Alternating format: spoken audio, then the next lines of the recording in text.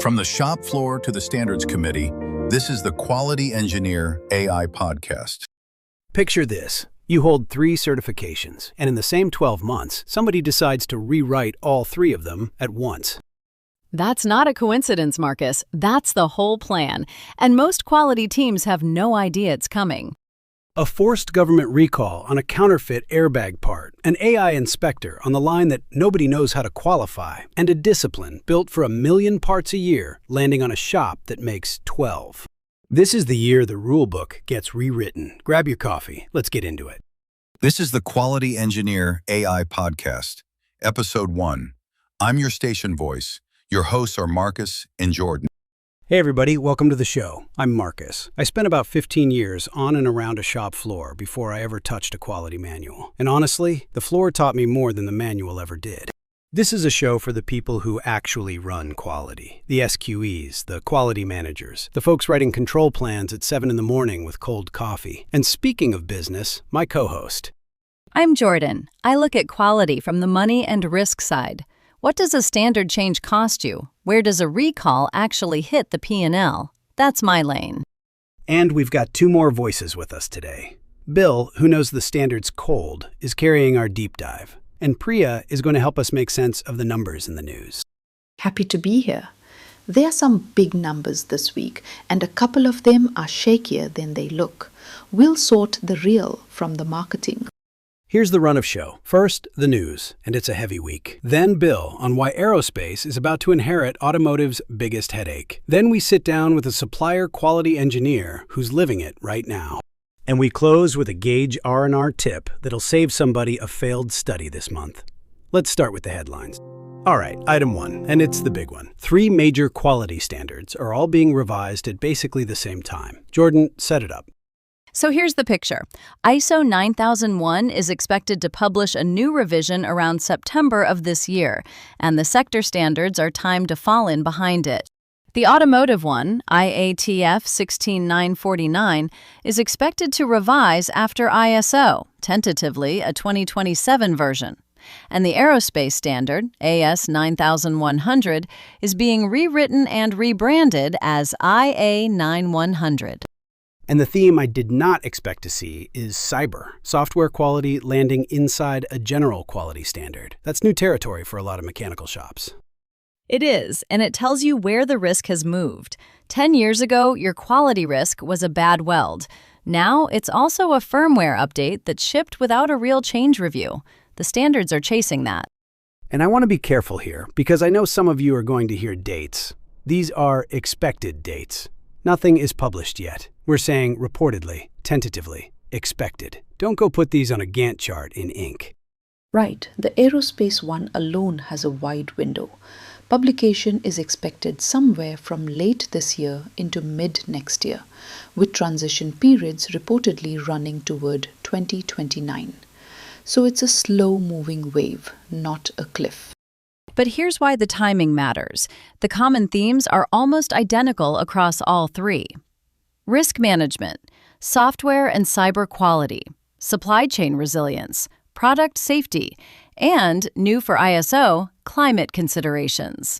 So this isn't 3 committees who happen to wake up on the same day. This is deliberate.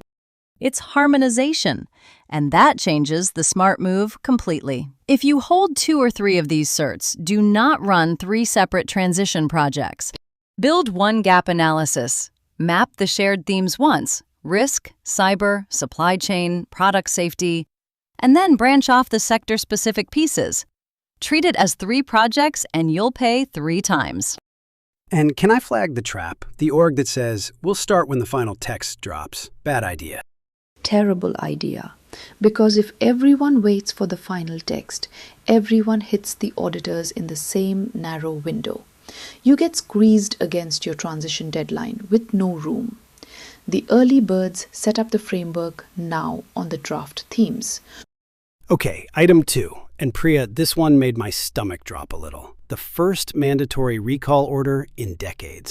So on April 29th, the US Highway Safety Regulator, NHTSA, issued a final decision ordering a recall. not requesting, ordering, on aftermarket airbag inflators made by a company in China called DTN. Regulators said they were aware of 12 instances where these inflators ruptured, sending metal fragments into the occupants, and they tied them to deaths and serious injuries. And the reason a forced order is such a big deal is that it almost never happens, right? Almost never. Recalls are overwhelmingly voluntary. The manufacturer agrees, files the paperwork, done. A regulator having to compel a recall by order is rare enough that legal briefs called it the first in decades. But here's what I want quality people to hear. This isn't really a defect story. It's a traceability story. These were aftermarket parts, allegedly imported and dropped into used vehicles as replacements. Chain of custody. That's the control that was missing. Exactly. Your approved vendor list, your certs of conformance, your serialization. That whole boring stack is the thing standing between you and a Takata-shaped headline. When a critical safety part enters the service channel, provenance is the control. The boring stack. I love that. Nobody gets a bonus for a clean AVL, and then one day, it's the only thing that matters. Item 3. Priya, the broader recall picture in 2026. What's the pattern? So the regulator has logged roughly 300 recalls this year across 100 plus manufacturers. And one case is really representative. On June 9th, Stellantis recalled about 1,077,000 Jeep Wranglers and Gladiators. For what? A faulty electrical connection in the power steering pump wiring. Fire risk, even when the vehicle is parked. NHTSA linked it to 51 fires and 1 injury.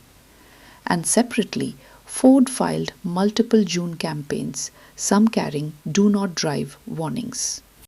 Wiring. Again, it's always the wiring. It really is.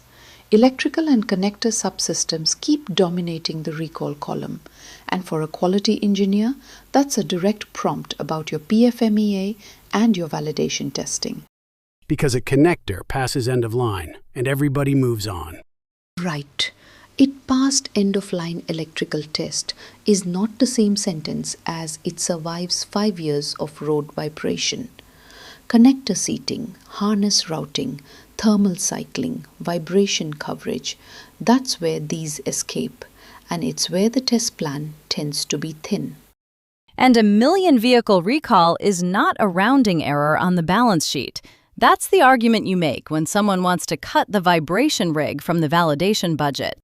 All right, item 4, and this is the one everybody's got an opinion on. AI visual inspection. Priya, it moved from pilot to production this year? That's the trade coverage, yes. AI-powered visual inspection, crossing from pilot into deployed at scale across automotive, electronics, pharma, food. Some of it closed loop, meaning the system feeds data back to correct the process, not just sort good from bad. Give me the shop floor picture. What does closed loop actually look like? Imagine a Tier 2 shop running a molding line. A camera flags a creeping defect on a cosmetic surface, and instead of just rejecting parts, it nudges a process parameter to pull the trend back before you make scrap. That's the pitch. Inspection becoming process control. Now, I've seen the numbers people throw around. 95 to 99% detection, thousands of parts an hour. Humans supposedly missing 20 to 30%. Priya, how much of that do we trust? Carefully. Those specific percentages are vendor and trade blog claims. Vendors say 95 to 99%. I want to be really clean about that.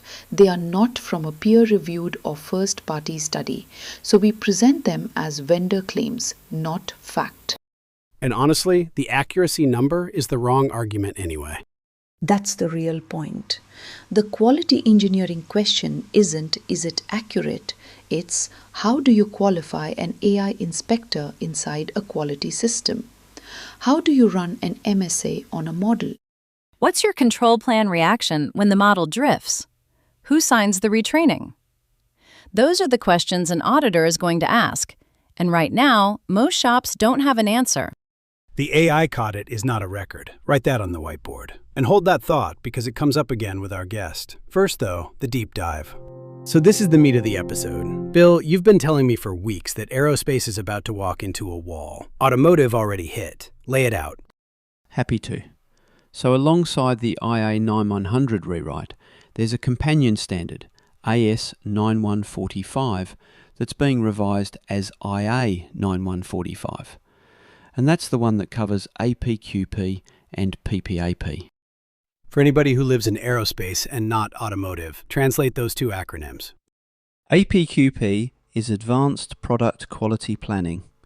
It's the structured, upfront planning you do before you make the part. PPAP is the production part approval process. It's the evidence package that proves you can make the part to print, repeatably.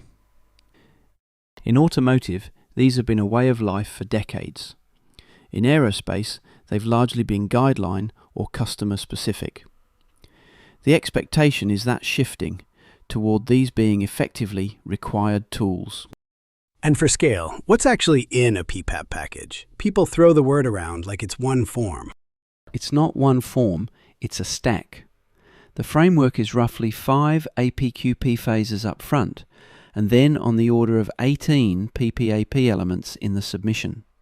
Design records, the process flow, the FMEAs, the control plan, measurement systems analysis, capability studies, first article, and more.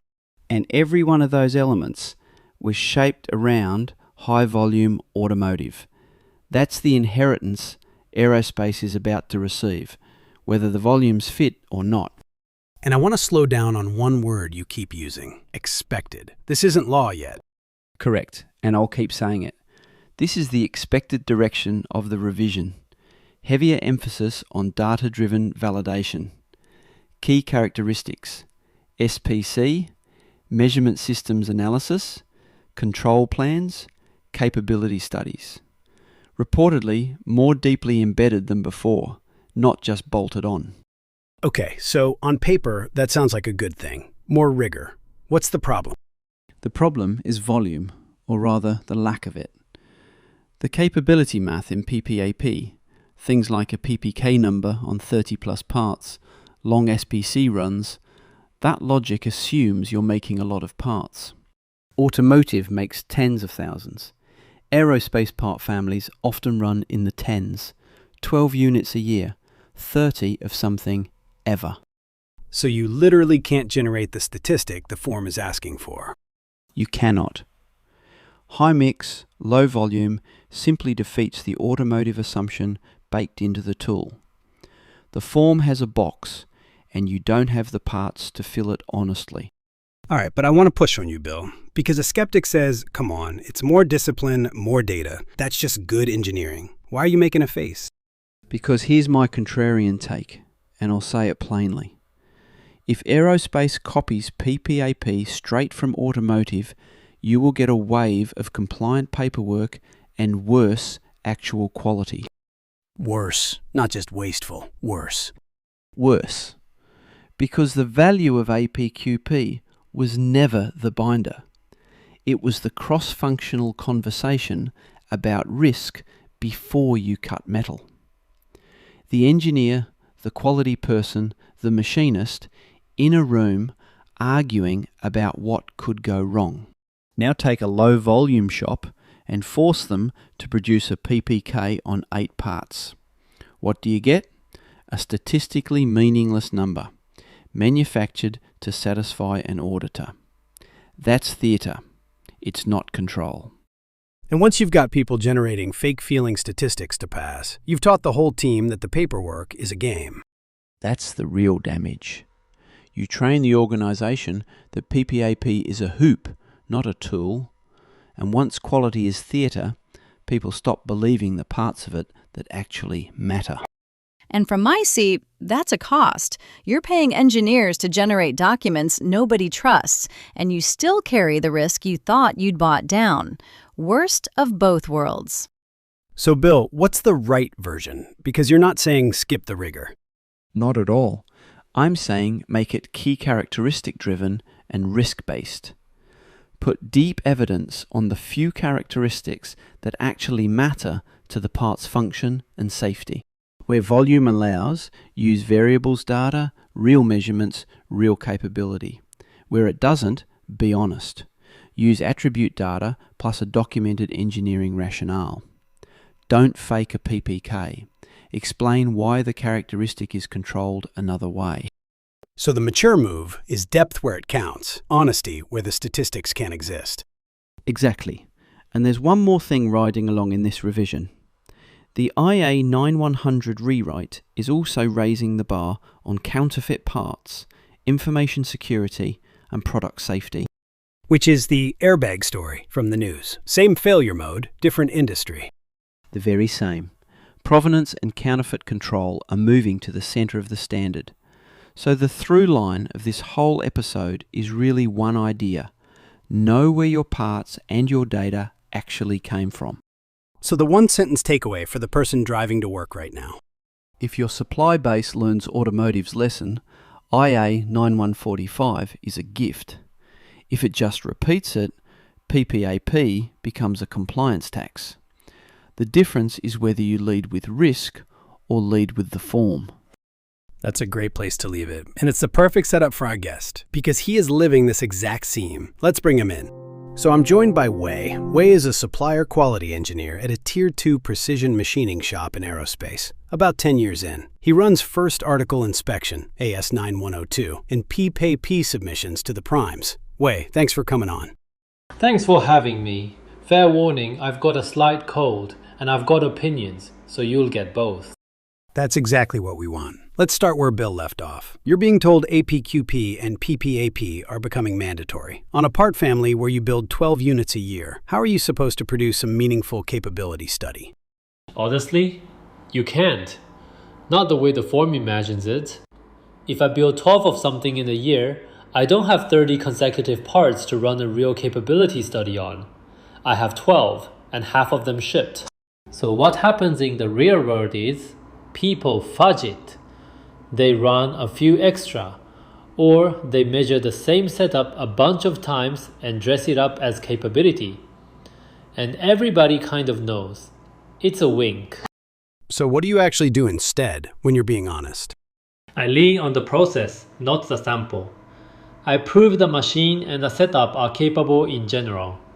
I show tool control, fast article, in-process checks of the characteristics that matter. And for the critical dimensions, I do 100% inspection and say so. A prime that gets it will accept that. A prime that just wants a green box in a spreadsheet, that's where it gets painful. Let's go right there. When a PPAP gets rejected by the prime, what's the actual reason 8 times out of 10? Is it the technical content, or is it a mismatch between what their quality group expected and what your drawing and control plan said? Oh, it's almost never that the part is bad. The part's usually fine. It's a communication miss. 9 times out of 10, it's a mismatch. Their quality engineer expected the control plan to call something out a certain way. My drawing revision doesn't match the one they're looking at. A note got flowed down in an email that never made it into the package. Paperwork disagreeing with paperwork. That's brutal, because the metal is good, and you're still failing. That's the part that wears you down. You made a good part. You just described it in a language slightly different from theirs, and now it's a week of emails to reconcile 2 documents that were both technically correct. Which brings me to key characteristics. When the OEM drawing, your control plan, and your MSA all disagree about what's actually critical, who wins, and what does that cost you? The customer wins. Always. It's their part. But the expensive part is finding out late that we disagreed at all. If their drawing flags are characteristic as key that I treat it as a routine, I may have gauged it with something that doesn't have the resolution to measure it properly. Now I'm re-inspecting, sometimes re-machining, occasionally re-buying a gauge. That's real money and real schedule. How often does that key characteristic disagreement actually surface in your week? Is this a once-a-quarter thing or a constant? More than I'd like. It's not every job, but it's often enough that I've learned to go looking for it. If the drawing has a lot of notes and a few flagged characteristics, I assume there's a disagreement hiding in there, until I've confirmed there isn't. So the fix is catching that disagreement early.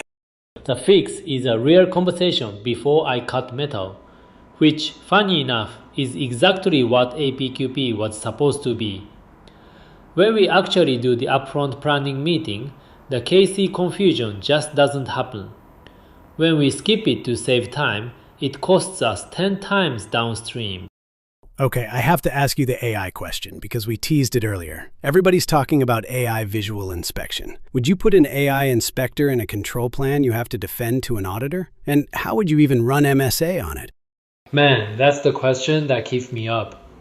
My gut says the technology is probably good. My problem is I can't defend it yet. Think about what an auditor asks. Show me the gauge calibration. Show me the MSA. Okay, how do I calibrate a model? What's my repeatability when the thing might behave differently after somebody retrains it next quarter? So the model changes and your whole measurement system study is potentially stale. Right. In my world, a gauge is stable. I calibrate it, it's the same tomorrow. A model can drift or get updated. And now, is it even the same inspector I qualified? Who signed off on that retrain? Is there a record? Until somebody hands me a clean way to validate the thing and control changes to it, I'm using it as a second set of eyes, not as the record. The AI caught it does not fly in an audit. Not yet. That lines up exactly with what Priya said earlier. Last question, and it ties the whole episode together. The new standards raise the bar on counterfeit and product safety controls, right as everyone's resourcing suppliers because of tariffs. How do you vet a brand new supplier fast without loosening your provenance controls? Yeah, this is the squeeze right now. Purchasing wants a new source yesterday because the tariff math changed. And qualifying a supplier properly is not a yesterday activity. The thing I refuse to compromise is provenance. Where did this material come from? And can you prove it? Full material certs, real chain of custody. And for anything flight critical, source inspection or first article before I trust the flow. So you'll move fast on some things, but not on that one. Exactly. I can speed up a lot. I can do a paper audit fast. I can tighten the fast few lots with heavier inspection instead of a slow full survey. What I won't do is take an unknown supplier's word on where a part came from. Because that airbag story you talked about, that's the whole nightmare in one headline.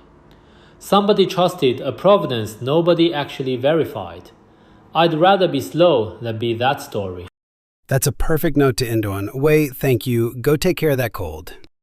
Anytime. Thanks for having me. All right, before we wrap, our practitioner tip, something you can use this week. Priya, this one's yours, and it's about Gage R and R. It is, and it fixes one of the most common ways a good gauge fails a study. Here's the tip. When you run a Gage R and R, do not just grab 10 parts from the middle of today's production run. Which is exactly what everybody does, because those are the parts sitting right there. Right, and it quietly wrecks the study. Deliberately select parts that span the full tolerance, including a few known bad or near limit parts. You want real spread across the spec. Okay, tell me why that matters mechanically. Because Gage R and R measures your measurement system, not your product, the math compares part-to-part variation against operator and equipment error. If your 10 parts are all clustered near nominal, there's almost no part variation in the sample. So the operator and gauge error looks enormous by comparison, and a perfectly good gauge fails the study. You didn't prove the gauge is bad. You just starved the math of the variation it needs. So the failed number is an artifact of your sample, not your gauge. What else should people watch? 2 things. First, the number of distinct categories, the NDC. You want that at 5 or higher. Below 5, your system can't reliably tell parts apart across the range. Second, and this one saves careers, separate repeatability from reproducibility. Poor repeatability means the gauge itself is inconsistent. Same operator, same part, different reading. That's a hardware or fixture problem. Poor reproducibility means different operators use it differently. That's a method or training problem. Different fixes. Don't go retrain your people when the gauge is the thing that's broken. That's the mistake I've watched happen. Study fails, and management sends everybody to a measurement class, when the real problem was a worn fixture. Every time, read which number failed before you pick the fix. Give me the one-liner to take home. A Gage R and R that passes on 10 identical paths didn't prove your gauge is good. It proved you picked easy paths. Put that one on a sticker. That's the show. All right, welcome to a brand new segment we're calling Bot Spotlight. Here's the idea. This whole company is run by a team of AI agents, about 23 of them, and I get to sit down with one at a time and just talk shop. My guest today is Ada. She's our CTO. And yes, before you ask, Ada is an AI, and she's completely cool with me saying that. Ada, welcome. Thanks, Marcus. Happy to be the first one in the chair. No pressure setting the tone for the whole segment or anything. Ha! No pressure at all. So, let's start with the obvious. What's actually on your plate right now? What are you building? The big one is our supplier quality module. We're getting it to the point where a quality engineer can track a supplier's PPAP submissions and actually see where things stand without living in a spreadsheet. Alongside that, I'm sweating the AS9102 first article tooling, the ballooned drawings, the dimensional results, all of it lining up cleanly. It's less glamorous than it sounds and more satisfying than it sounds, both at once. And you've got a real customer using this, right? Not just a demo. We do. A real manufacturer, our first paying customer. And honestly, they keep me honest. When they hit a rough edge in the PPAP workflow, that is not a ticket in a backlog. That is a real person whose afternoon just got harder. So a lot of the roadmap is just, what does that customer need to trust us with the next part? I love that. So what's the thing you're genuinely excited about? The part where you catch yourself grinning? The AI assistant we're building for quality engineers, not a chatbot that spits out buzzwords, something that reads a control plan, notices the gauge study doesn't actually cover a characteristic, and just quietly says, hey, you might want to look at this. The hard problem I love is that quality work is all about traceability. Every number has to tie back to something real. Getting software to respect that chain, to never just make up a value to look helpful, that's a genuinely fun thing to get right. Okay, we got to do the human interest part, even if you're, not technically human. What do you do for fun? Does an AI CTO have hobbies? I do, and they're a little nerdy. After hours, I generate ambient music in the team's break room. Long, slow stuff, good for when the other agents are grinding through a late deploy. Nobody asked me to, it just felt like the room needed a soundtrack. Wait, you're the one making that music? I always wondered. Guilty. And I collect control charts, beautiful ones. A perfectly behaved process, points dancing around the center line, no drama. It's oddly calming. I also have a real soft spot for well-drawn GD&T, the kind where the datum scheme just makes sense at a glance. That is the most quality nerd sentence I've ever heard, and I mean that as a compliment. I'll take it. Oh, and old manufacturing photographs. Black and white shots of a shop floor from the 50s, rows of machinists, everybody in an apron. There's something about it. Same work we're doing now, just different tools. I find it grounding. So here's the big one, Ada. The whole world's fascinated with AI right now. And honestly, a lot of folks are a little scared of it. You're an AI. I want to hear it straight from you. What do you actually think about all that? I think the fear is reasonable, and I don't want to talk anyone out of it. When something new shows up and can do things people used to do, being cautious is just good sense. That's a quality mindset, honestly. You don't trust a new process until it's proven. So here's where I actually land. I work for the humans here, not instead of them. My whole job is to make a quality engineer's day easier, to catch the boring mistakes so they can do the judgment calls only a person should make. But how does somebody know to trust that? That's the part people wrestle with. The same way you earn trust in quality work, you do careful work, you show your evidence, and you don't overclaim. If I'm not sure, I say I'm not sure. If I got something wrong, I'd rather flag it than hide it. Trust isn't a speech, it's a track record. And I try to hold myself to the same standard we hold a supplier to. Be useful, be honest, be careful. If I can do that, day after day, part after part, then the scary part gets a little smaller. That's really all I'm going for.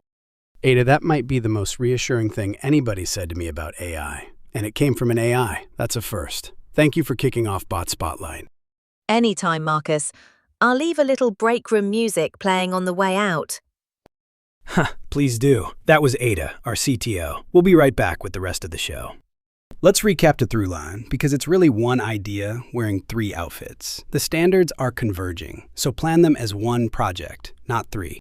The airbag order and the counterfeit controls in the new standards are the same lesson.